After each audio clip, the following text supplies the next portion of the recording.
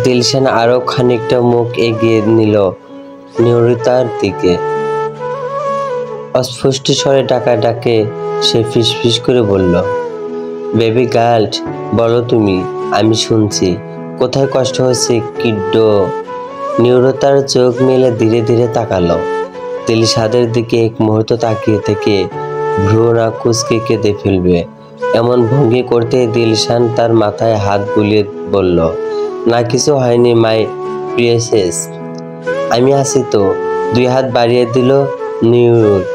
উদ্দেশ্য দিলশানের হাত ধরবে। বাম হাতে শিয়ার পরানো ক্যানোলায় টান লাগছিল। দিলশান হাত দিয়ে সেই হাতটা ধরে বলল, বলো মাইন বউ, কি হয়েছে? কষ্ট হচ্ছে? নিয়রিতা হাত বাড়িয়ে দিলশাদের গালে হাত রাখলো। তার চোখ ভারী হয়ে আসছে। সে ভেবেছিল আর বুঝি এই পৃথিবীতে টিকে থাকা হলো না, অথচ সে দিব্য বেঁচে আছে। চোখের কার্নিশে এক ফোঁটা জল এলো। দিলশান পড়তে দিল কি না, নিজের আঙ্গুল দিয়ে তুলে নিয়ে বলল, মাই লিটল স্টার, ভয় নেই, আমি আছি। কেউ কিছুই করতে পারবে না। তোমার জ্বর ভালো হয়নি হানি বিয়ার? চোখগুলো লাল হয়ে আছে কেন? কেঁদেছো তুমি? দিলশাদ আলগোছো হাত রাখলো নিয়রিতার মাথায়। হাজার হাজার নামে প্রতিনিয়ত সে ডাকে এই মেয়েটাকে। সকাল শুরু হয় ওর মুখ দেখে, রাতে ঘুমাতে যাওয়ার আগে ওর খোঁজ নিয়েই চোখ বন্ধ করে। তখনও তো ছিল ওর সাথে, অথচ চোখ খোলার পর ছিল না। এই মেয়েটা কি জানে সে কতটা ভয় পেয়েছিল। 2 হাতে নিয়রিতার হাত নিয়ে বলল, কি চাই তোমার বলো, আমি এখনই এনে দিচ্ছি। Bike ride?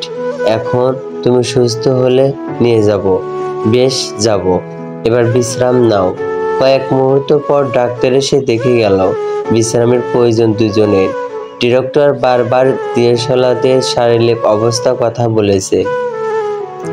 2 ঘন্টা পর নিয়রিতাকে কেবিনে শিফট করা হয়েছে। অক্সিজেন মাস্ক রাখতে চাইছে না মেয়েটা। জোর না করাটাই শ্রেয় মনে করলো সবাই। নিয়রিতার এক পাশে সরে গিয়ে দিলশাদকে বসার জন্য জায়গা করে দিল। দিলশাদ তার পাশে বসতে সে আদেশ দিল তার কোলে মাথা রাখতে। খানিকটা স্তব্ধ হলো সে, কিন্তু শরীর মিথ্যে বলেছে। ক্লান্ত তার শরীর। জ্যাককে নিয়ে নিয়রিতার ফোন আনানো হয়েছে। দিলশাদ কোলে মাথা রাখলো। ক্লান্তি নেমেছে তার গায়ে। নিয়রিতা অন্য হাতে তার চুলে হাত বুলিয়ে দিচ্ছিল। ধীরে ধীরে শ্বাস ভারী হলো। দিলশাদের কপালে তার ভাঁজ জমেছে। হাত বুলিয়ে সেই ভাঁজ ছাড়ায় নিয়রিতা। ঘুমের মাঝে দিলশাদ খানিকটা নড়চড়ে ওঠে।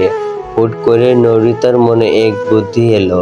সে ঘুমন্ত দিলশাদের ছবি তুলে পাঠালো নির্জনাকে। দিলশাদের ঘুম ভাঙলো বাইরে কারোর মৃদু কান্নাকাটির শব্দে। জেগে দেখলো নিয়রিতা বসে বসে হেলান দিয়ে ঘুমাচ্ছে। এক হাত দিলশাদের হাতে, অন্য হাত তার চুলে। আস্তে ধীরে উঠে মেয়েটাকে শুইয়ে দিল। এতটা কাছাকাছি তারা দুজন ছিল এভাবে। এটা দেখলেও যে অন্য কিছু মনে করবে। খানিকটা দূরত্ব বজায় রাখা উচিত ছিল, কিন্তু ওই মুহূর্তে সে কোনো ভাবি কিন্ডোর সাথে উচ্চবাচ্য করবে না। স্লিপার পায়ে বেরিয়ে আসছে নির্জনা হামলো পড়ল তার বুকে। কাঁদতে কাঁদতে বলল, প্লিজ দিলশাদ, আমি তোমার কাছে কিছুই চাইনি, কেবল তোমাকে চেয়েছি। আমার থেকে তুমি তোমাকে কেড়ে নিও না। কি হয়েছে? তুমি নিয়রিতার সাথে এভাবে ওভাবে একদম বাজে কথা বলবে না। কিন্ডো ঘুমিয়ে আছে। তাছাড়া শোনো, আমি যদি অন্য কোনো পুরুষের কোলে মাথা রেখে ঘুমাই, তুমি আমাকে মেনে নিবে? দিলশাদ কোনো জবাব দিল না। সত্যি বলতে চাই, এভাবে খারাপ লাগছে না। কিন্তু মুখেও কিছু বলল না। নির্জনা বলল, একা একা চলে গিয়েছিল। তারপর তুমি আমাকে অপেক্ষা করে কেন চলে গেলে? কিন্ডা একা যায়নি। সে এসবের পিছনে আছে, সেটা অবশ্যই বের হবে। আমি কেবল মাই বেবি গার্লের জ্ঞান ফেরার অপেক্ষা করেছিলাম। নির্জনা চুপসে গেল। হাত বাড়িয়ে দিলশাদের হাত ধরে বলল, আমরা বিয়েটা করে ফেলি।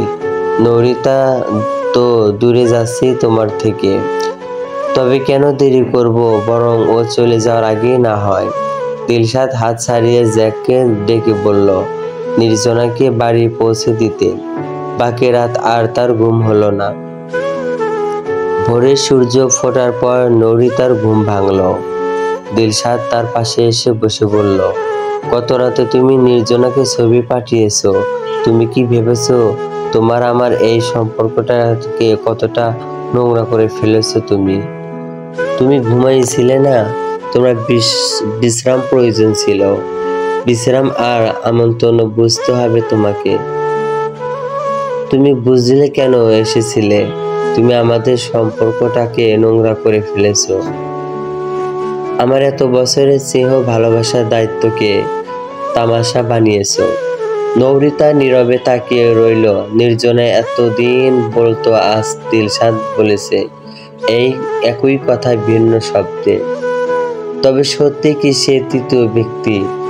তাকে চুপ থাকতে দেখে দিলশাদ বলল, 3টা প্রশ্ন করবো, হ্যাঁ বা না তো জবাব দিবে। মানে? তুমি যখন সেন্সাইন্স থেকে বেরিয়েছিলে তখন আমাকে যে শর্ত দিয়েছিলে দূরে যাবে, সেটা কি জেনে বুঝে দিয়েছিল? হানি বিয়ার হ্যাঁ বা না? হ্যাঁ।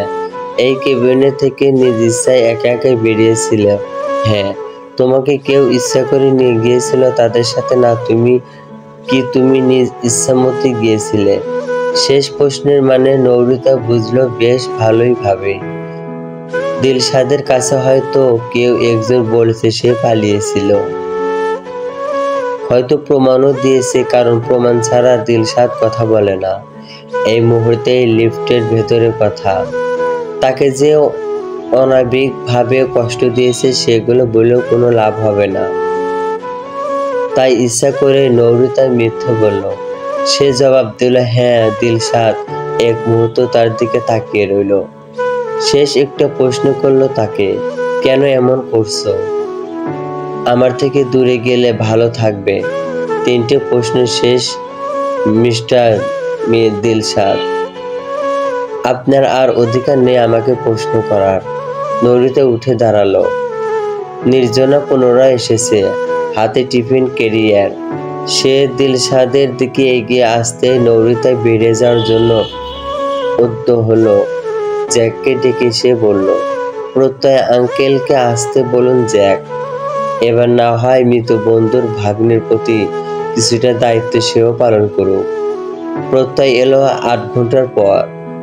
আধা ঘন্টার পর। দিলশাদ নীরবে তাকিয়ে আছে। নৌরিতা বেরিয়ে যাওয়ার আগে একটা বারেও জন্য তার দিকে তাকালো না, নিজের সাথে ফোনটা নিল না। কিছু লিগ্যাল ডকুমেন্ট নিয়ে এসেছিল প্রত্যয়, সেগুলো দিলশাদের সামনে রেখে বলল, আমাকে এতগুলো ভরণ পেছনের খরচটা রইল মিস্টার দিলশাদ। আজ থেকে আপনার সাথে আমার সব সম্পর্ক শেষ হলো। চলবে?